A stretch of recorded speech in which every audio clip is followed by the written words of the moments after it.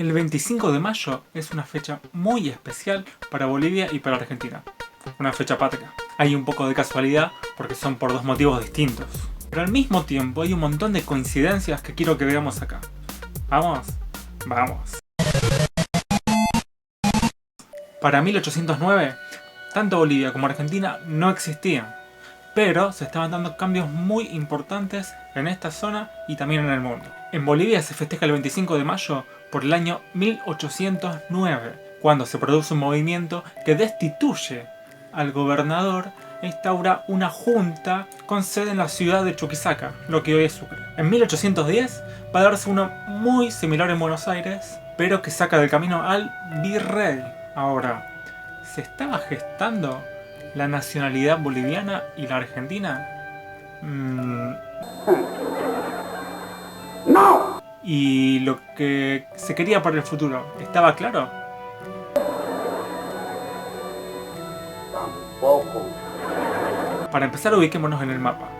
En ese momento existía en esta zona el virreinato del Río de la Plata, que era un dominio español que más o menos abarcaba lo que hoy es Bolivia, partecita de Paraguay, una porción importante de lo que es Argentina y lo que hoy es Uruguay. La capital, Buenos Aires. Entonces, ¿cómo se pensaba esa gente a sí misma? ¿Como bolivianos? ¿Como argentinos? Bueno, no.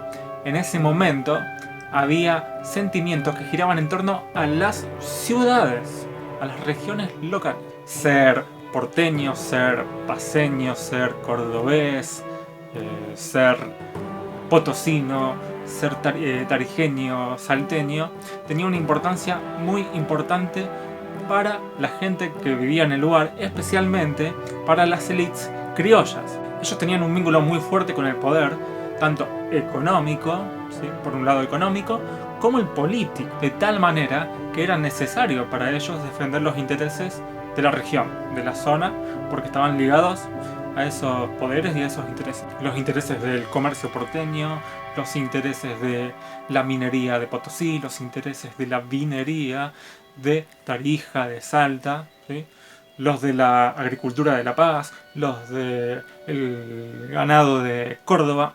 Entonces todo eso se volvía en algo fundamental. Y si a esto le sumamos los puestos de poder que estos personajes ocupaban en ese momento, ya sea en la universidad, en la audiencia, en el cabildo, más todavía. Distinta era la situación de los que se llamaba casta, o sea, los mestizos, los mulatos, los negros, los indígenas, que vivían por lo general sujetos a la situación de estos otros grupos que eran los criollos que mencionábamos antes. Ojo que eso que mencionábamos antes de las ciudades, o sea, el ser paceño, el ser cordobés, eso no solamente era de América, porque también pasaba en España.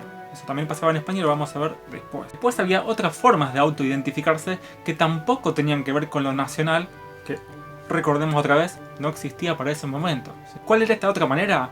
El ser americanos. Y eso completamente al revés de ser paceño, de ser cordobés, de ser porteño, era algo que los englobaba a todos. ¿Y qué era lo que tenían en común toda esta gente? Bueno, que pertenecían a un mismo dominio, al dominio colonial de la península, y estaban todos sujetos al régimen del cual muchos de ellos, muchos de los criollos, vivían. ¿Por qué? Porque tenían las actividades económicas en la colonia, porque eran funcionarios de la colonia.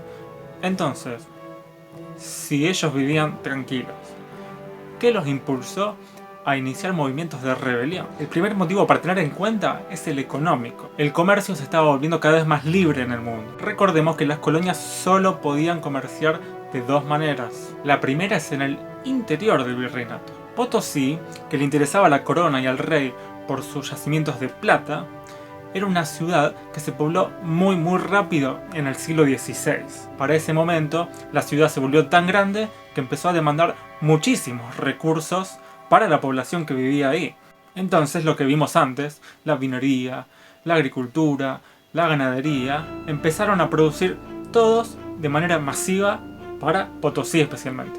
Pero en el siglo XVIII, Potosí ya no era la de antes, y los proveedores de distintas regiones, de Tarija, de Córdoba, de La Paz, empezaban a ver con otros ojos el cambiar de rumbo y empezar a vender a otras zonas. El segundo tipo de comercio era con la metrópoli española, ¿sí? Un comercio directo, pero que excluía a todas las otras potencias del mundo.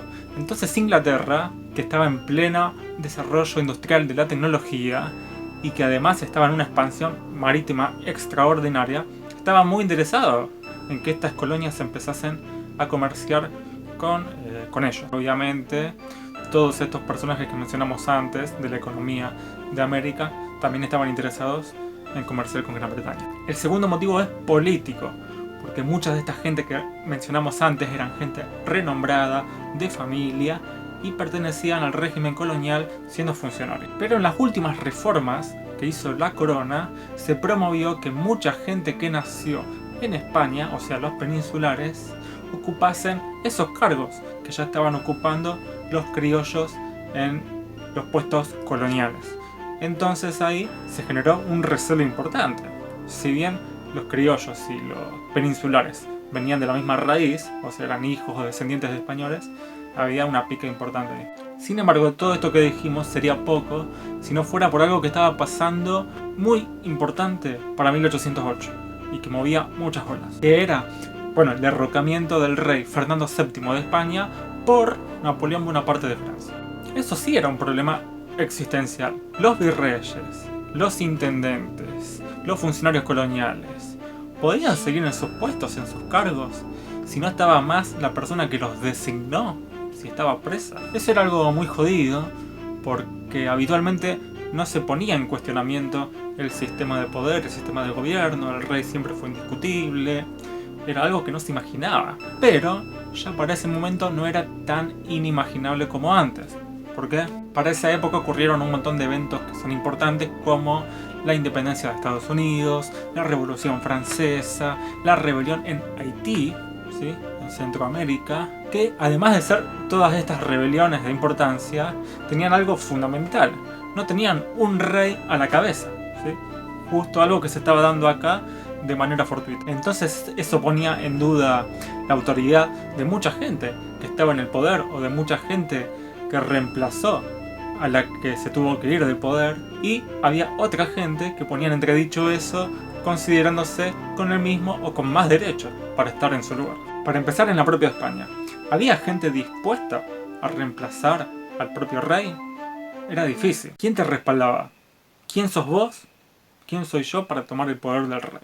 Contesta, ¿quién te conoce? ¿Quién te conoce? Pero bueno, el intento se hizo. De momento, y recuerden lo que decíamos antes de las ciudades americanas, de ser paseños, ser cordobeses, ser porteños, en cada ciudad, pero de España, se iban a formar juntas de gobierno que querían reemplazar ese poder vacante, ese poder que ya no estaba más, que no existía, ¿sí? Y la más importante, la que se iba a reconocer como la central de todas, era la de Sevilla, de España.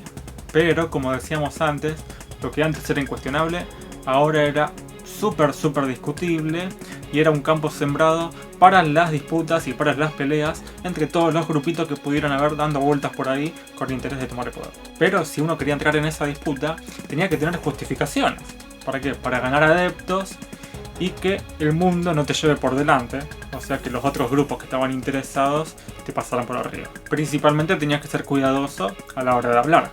Por eso la importancia de decir que lo que hacías, lo hacías en nombre del rey preso. Ahí entraba mucho el derecho en juego, o sea las leyes, y por eso el peso de los abogados, de los doctores, como ocurrió en 1809 en Chuquisaca con Manuel Sudáñez como uno de sus protagonistas. ¿Qué decían ellos básicamente?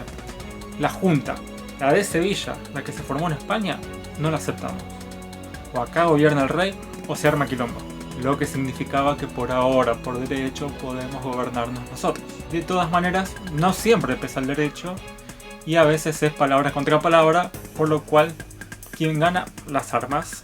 Por eso es que este movimiento en enero de 1810 va a ser reprimido desde Perú, donde había muchísimas fuerzas que eran leales a la Junta de Sevilla.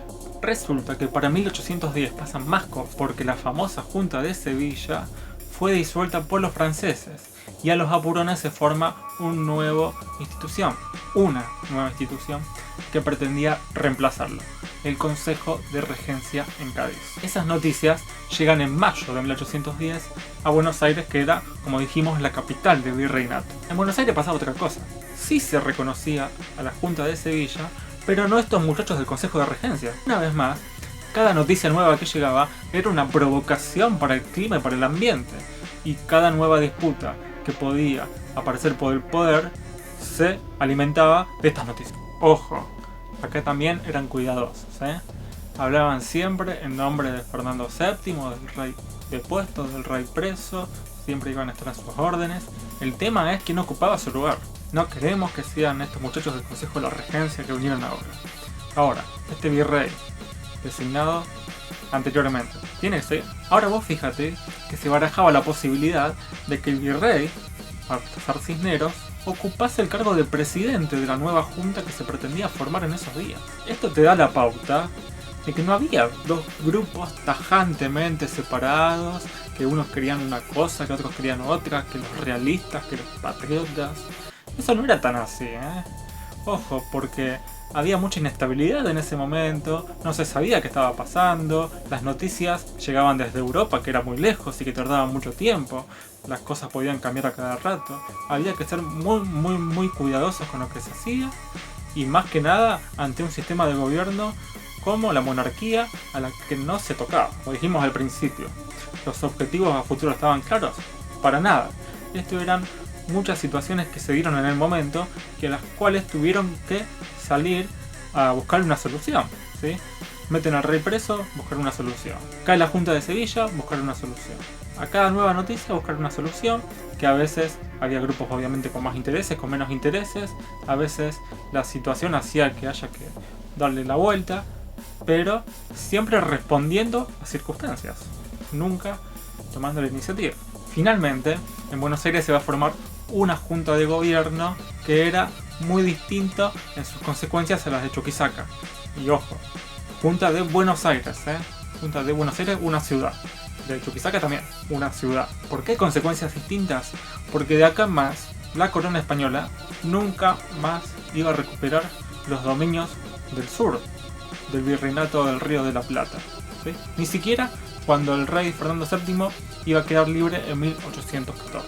Distinta iba a ser la situación de lo que se llamaba Alto Perú, que correspondía mayormente a lo que hoy es Bolivia. Pero ahora los muchachos de Buenos Aires tenían otro desafío: asegurarse el acompañamiento y la lealtad de todas las ciudades del interior, las que forman parte del virreinato, por las buenas o por las malas, desde Córdoba, Salta, Tucumán, hasta Potosí, Montevideo, La Paz, Asunción.